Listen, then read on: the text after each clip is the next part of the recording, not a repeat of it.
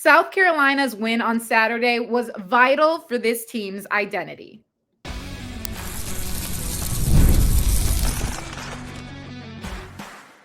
You are Locked On Women's Basketball, your daily podcast on women's basketball. Part of the Locked On Podcast Network, your team every day. Hey everyone, welcome to Locked On Women's Basketball, your number one podcast for women's basketball. I'm Kalia Butler. Joined alongside me is my co-host, Sophia Jones. Our topics for the day are a major road win for TCU, Notre Dame getting blown out by nearly 40 points. But starting things off, South Carolina claims the real SC title in a 69-52 win over USC. Before I dive a little bit deeper into that, today's episode is brought to you by Game Time. Download the Game Time app, create an account, and use code LOCKEDONNBA for $20 off your first purchase.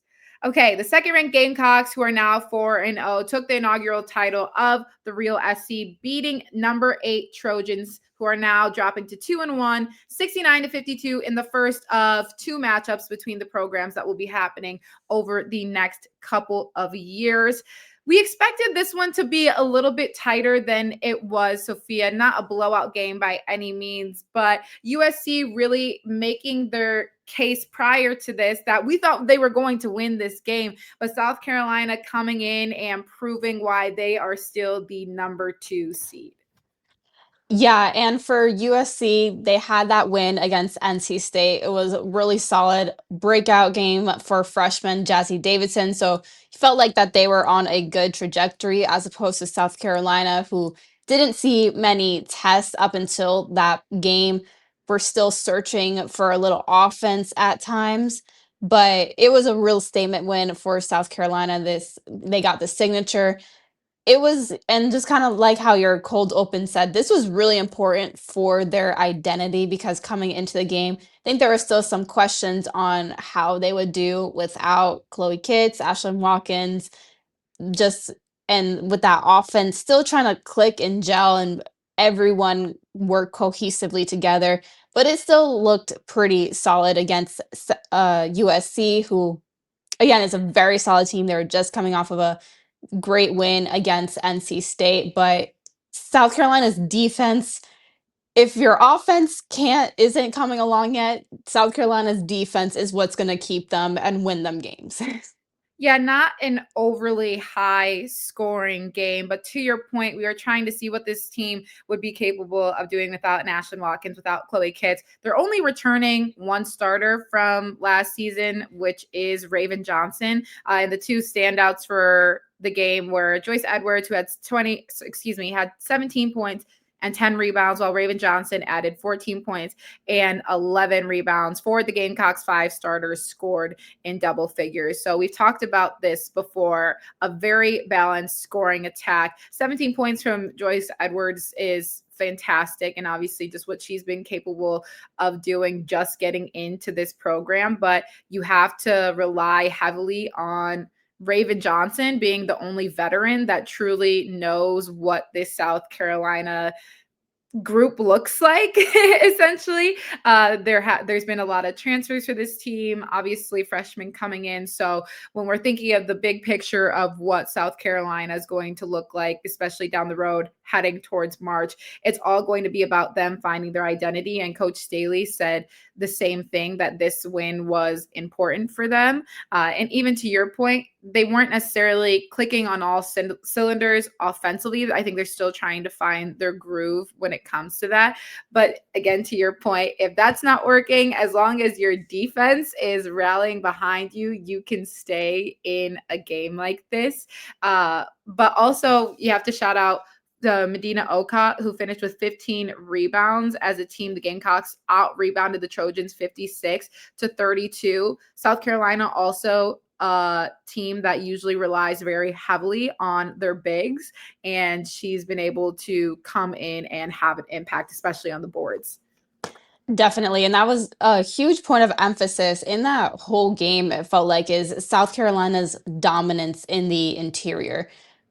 USC, they only shot 33% field goals. one 3-pointer made the whole game. They're 1 of 14, so that really allowed South Carolina to just sit in the paint and eat up everything that got in there. But you talked about the length of Okot, Joyce Edwards as well. She can guard multiple positions, but even players like Tessa Johnson, Raven Johnson, that play bigger than their statures and just do a really good job guarding that point of attack, locking up the paint. South Carolina, they didn't play extremely deep, but I think that this is also Don Staley trying to get that cohesiveness in that group that's going to see more minutes once it gets to conference time and the tournament. I mean, Aga Makir, she played 17 minutes off the bench. She was the player off the bench that played the most minutes. Dowda played 7 and McDowell only played 3. So she kept her starters in there for a while. Still no Maddie McDaniel, who we're still waiting to see her status. She was suspended for their Clemson game. And then Coach Staley essentially said that it was up to her when she would be back. So that definitely affects the depth that South Carolina is able to play with. But they looked so cohesive, moving on a string on defense. Offensively, they only shot 10 3-pointers, but they made 4 of them. So that's 40%. That's a great 3-point percentage right there. Yeah, absolutely. They also had a really big third quarter surge, which I believe just kind of put USC out of the game because South Carolina was only leading by 2 going into half, and then it turned into a 23-15 momentum swing in the third quarter. And a lot of that was just South Carolina locking down on defense. And another part of that is I think just the size of South Carolina started to overwhelm USC a little bit because they also were very dominant inside and on the paint. They were able to convert on second chance opportunities. That also came down to the rebounding aspect of things. And we've already talked about this, but USC, still a very young team having to go against, no matter if there's a lot of fresh faces at South Carolina or not, that is a very strong program that has been holding it down for women's basketball for years on end now. USC kind of in their reemergence, obviously, with Juju Watkins and being able to see the trickle down effect of being able to get some of these new recruits that are coming in. But there's like a Jazzy Davidson, but they're still very young. So having to go up against a South Carolina team like this, I believe they put up a very good fight. But realistically, Dawn Staley knows exactly how to utilize all her players, no matter how new they may be to the program. Exactly. And I think South Carolina's size is going to be such an important factor to perfect down the stretch when you're looking at the teams that are sandwiching them in the AP polls right now, where you have UConn on one side and you're going up against Sarah Strong and Sarah Williams in the front court. And then on the other side, you have a Lauren Betts in that 3 seed. So just getting that part of the game established early in the season, I think is going to be huge. But talking about UCLA, they picked up some really quality wins this past week. They faced North Carolina and beat them. They also beat Oklahoma, 2 ranked opponents. They were in the top 15 at the time of that. And so for them to pick up those 2 wins, I think it was also really important for South Carolina to not let their crown tilt in that number 2 spot, if you will, because UCLA was definitely creeping up on them.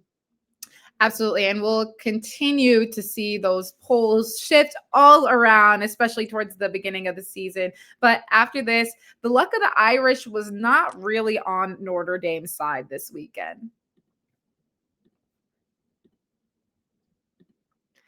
Your ambition just met its match. With Robinhood, you play for the win, not just one game day, every day, locking in on every opening, beating your PR, beating it again. Channel that drive into your money. Robinhood puts you in control of your money. Trade stocks and ETFs, options, futures, and crypto all on one platform. You can now build and execute your own trades from a desktop with Robinhood Legends advanced tools. Or take advantage of the new Robinhood strategies with a tailored portfolio managed by a team of experts. You expect more from your money You expect more from yourself, expect more from your money. Get started today at robinhood.com/yourmoney.com. Again, that's robinhood.com/yourmoney. Your money, your move.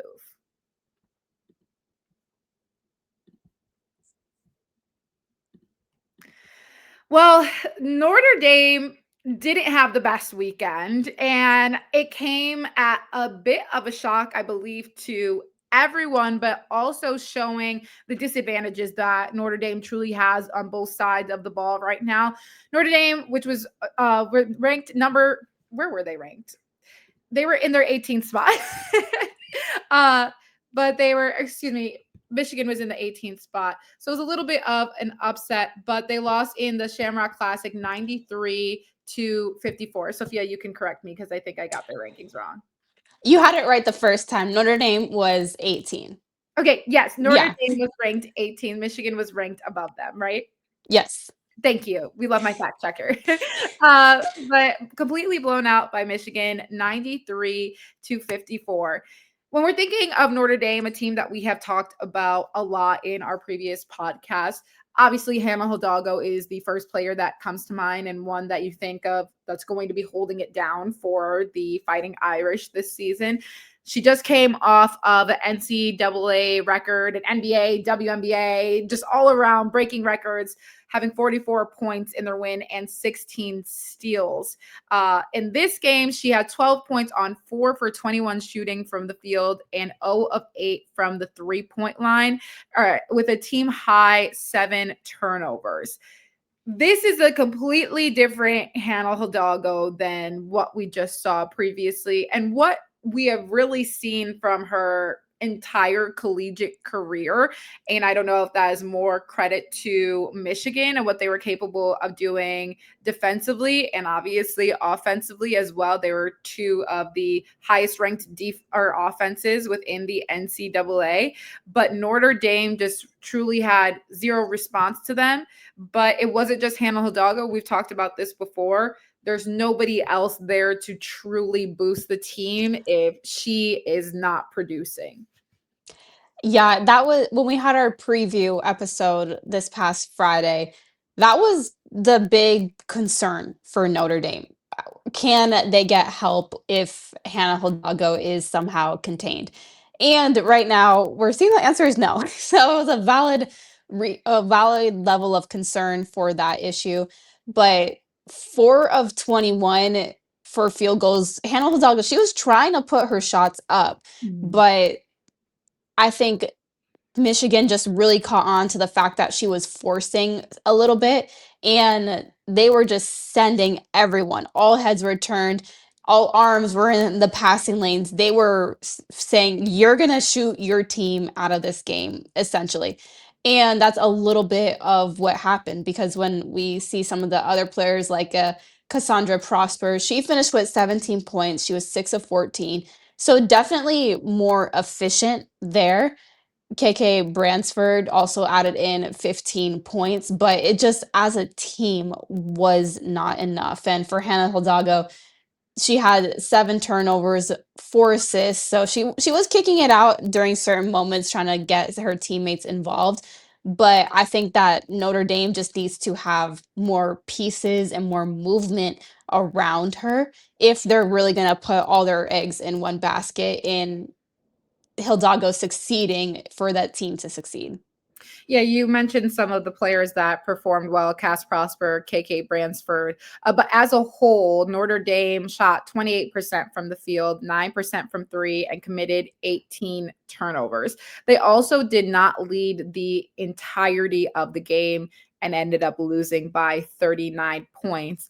As a fellow ranked opponent, we shouldn't necessarily be seeing a blowout game like this, in my personal opinion, especially because Michigan is a very good, balanced team.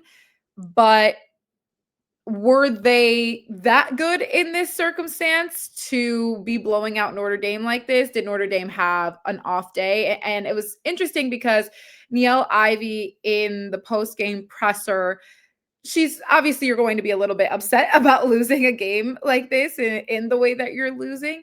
But what I thought was interesting is she said that, clearly our offense was off a little bit.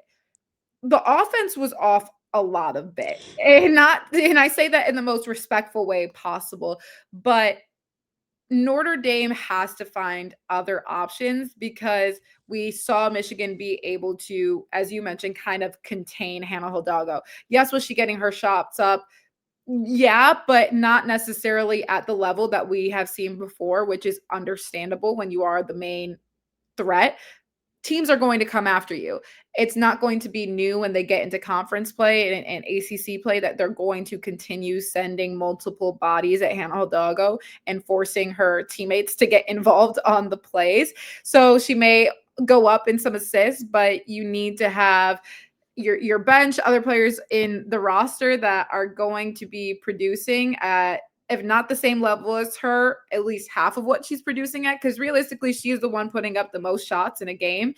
And if there's nobody else to balance that attack, it's going to be a hard season for them. Definitely. And Notre Dame, they essentially only went 7 deep. The two players that played the most minutes off the bench had 23 and 19 minutes, and then just two players played 1 minute. When you're having Hannah Hidalgo play 38 minutes in pretty much 40-point blowout, and your main starters all playing 30 plus minutes in heavy up and down basketball, that's gonna take a toll at some point as well, and you don't wanna have your players burn out early in the season. I can understand wanting to allow them to figure out some of this stuff while on the court against a really solid opponent. So I understand that approach, but at the same time, they're gonna need to find depth somewhere. If some bench players are able to provide meaningful minutes, if other starters are just able to balance out the scoring a little bit more, they're gonna need that. Because I w me personally, if I'm a starter and I'm playing 39 minutes in a 40-point blowout, I'm like, "Coach, please, like like, we need to either we're gonna go on a run right here, or I'm gonna be at the end of the bench, quite frankly." But Fair. even for Notre Dame, hey, if your offense isn't clicking, go the South Carolina route and try to lock up defensively, but that wasn't working as well because Michigan almost got 100 piece on you. They scored 93 points. So just on both sides of the ball, it wasn't really clicking for Notre Dame. But a lot of credit to Michigan as well because it's a skill to make another ranked opponent look that or it's a skill to dominate another ranked opponent in this fashion.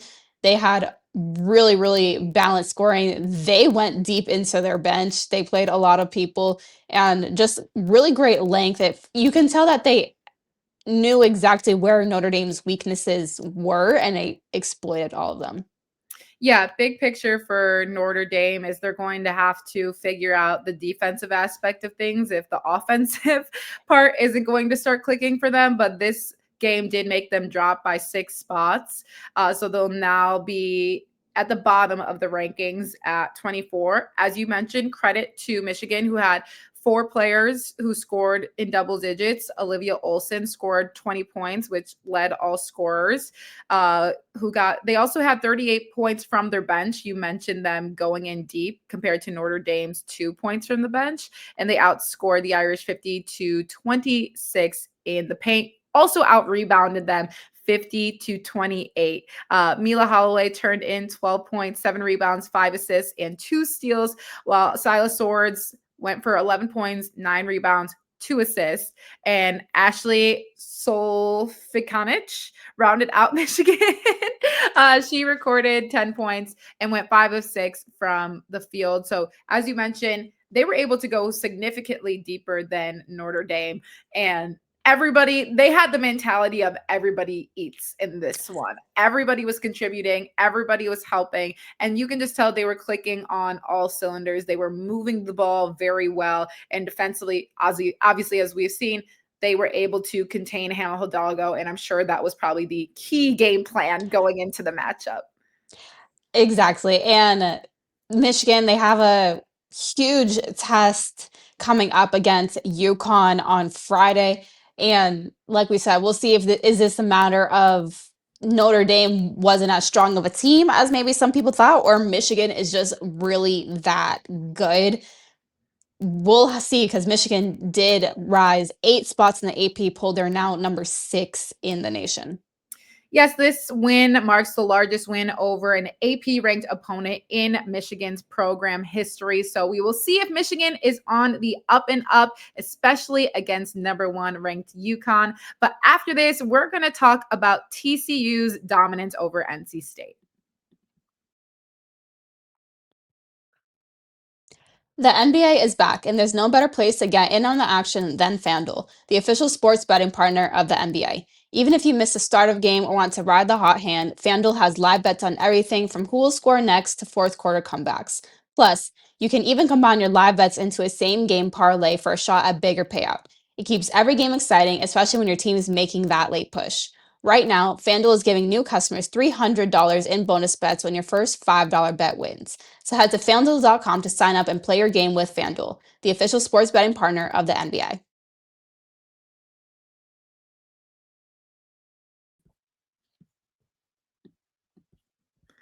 TCU beats NC State 69-59.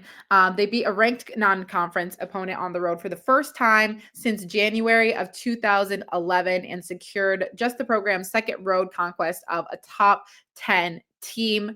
TCU is looking pretty strong overall, especially when you have an Olivia Miles and Marta Suarez who are continuing to lead the team. Sophia, what stood out most about TCU's win? Well, those two players that we talked about, Marta Suarez, NC State really didn't have an answer for her. She was so efficient down in the paint. She was 10 of 18 field goals, finished with 26 point on the night, 4 of 8 from the 3-point line as well. So she's just doing it everywhere on the court. She was a real, like I mentioned, she was a real problem for NC State in their ability to contain her. And Olivia Miles, she finished with 15 points, 4 of 18 field goals, so not the most efficient night, but she got to the free throw line and went 6 of 6 from there. Finished with 14 rebounds, 5 assists, and 2 steals. So you like it when a player doesn't get dissuade from how they're shooting, and they continue to affect the game positively in other areas like rebounding. For a point guard to go out there and get 14 rebounds is phenomenal, and it really shows her grit and hustle. But TCU is looking pretty strong, especially with those players, and NC State is not an easy place to win at all. Their 24-game home win streak was snapped with their loss. And even just watching the game, the crowd is constantly cheering. They're very loud. Anytime anything in NC State's favor comes into effect, they're just ready to lose it. They were chanting air ball at Olivia Miles every time she touched it. So good college, just jeering, I guess you can say. But for TCU to really withstand and handle that adverse environment, I think is a really good test for them early on in the season. It was a game of runs for TCU too. They broke out early. They built a 15-5 lead in the first quarter. Then right before halftime, they went on a 10-0 run. That in the third quarter, they outscored NC State 20-9. And then in the fourth quarter, NC State actually tried to rally back, and they were able to go on an 8-0 run, but it was just a little bit too late to close the gaps. But this TCU team can score in masses, and I think that's what is most impressive for them. And you have 4 different players that contributed double-digit scoring. Marta Suarez, who we talked about, 26 points, hitting 10 of 18 from the field and 4 of 8 from 3. Olivia Miles, big all-around game for her and showing exactly why she needed to transfer to TCU to really stand out. Recorded a double-double, 15 points, 14 rebounds. But you also have a Clara Silva, who had her first career double-double with 11 points and 12 rebounds, and Donovan Hunter, who had 11 points, and many of those coming in the second half, which obviously kind of put the nail in the coffin for NC State. And she contributed really well defensively too. So TCU, another team that looks like they have a balanced attack on both sides of the ball, though. It's not necessarily just offensively. Defensively, they're looking pretty sound too. They are. And for NC State, the key to beating them, at least on the defensive end of the floor, has been mostly to limit their backcourt guard play. And that's where you were talk about the defense that TCU was able to play against NC State. Zam Jones finished with 0 points. She was 0 of 9, and Zoe Brooks only had 6 points. She was 2 of 13. So they put the seatbelt on those two. And I think when you can disrupt their rhythm and flow, it affects the entire NC State's offense. So TCU's defense really just picking apart that area of the game. Olivia Miles said post game that having played in the ACC at Notre Dame against NC State, she knows head coach Wes Moore's systems and schemes and where he likes to exploit certain areas. So you like to hear Olivia Miles also kind of elevate her IQ in that sense and put that area of her game on display. We seen the flashy passes before, but there's a lot of thought behind those flashy passes. There's a lot of thought there. And no, and Olivia Miles is truthfully one of the smartest players. Obviously, she went to Notre Dame. She's a very intelligent girly. But even to your point, being able to utilize the experience that you have had against opponents, being in a different conference and kind of jumping in and taking advantage of that, especially when we're talking about the offense running through her. She understands how to exploit NC State in different ways and getting her teammates involved in doing so. That is a lot of leadership that a coach can't do single-handedly. She's the one that's actually out there participating in it, taking the lead. So I know they have just been so happy that she has transferred over, because it seems like they've gotten off to a really incredible start. And as you mentioned, they're beating ranked opponents now. It's not necessarily the preseason of, oh, we have some lighter games. Let's just say NC State is very difficult to beat, especially at NC State. I have seen those NC State crowds firsthand. When they had the ACC tournament in Greensboro, NC State's one of the closest schools that plays there, and the whole arena was red. It was just straight red. And I believe that's the tournament that they had won too. And they were they were lit in there. I will not lie. And half of them had no relation to the player or whatever. I was just bouncing around talking to fans. No relation to the players whatsoever. They just love good basketball, and they loved that team down bad. So the fact that TCU can come in, Olivia Miles can come in and use her knowledge and take advantage of that and break a 24 home game win streak, that is a very impressive feat. And that also helped them move up in the polls. Now they climbed 7 spots from this win and now are in the top 10, sitting at 10.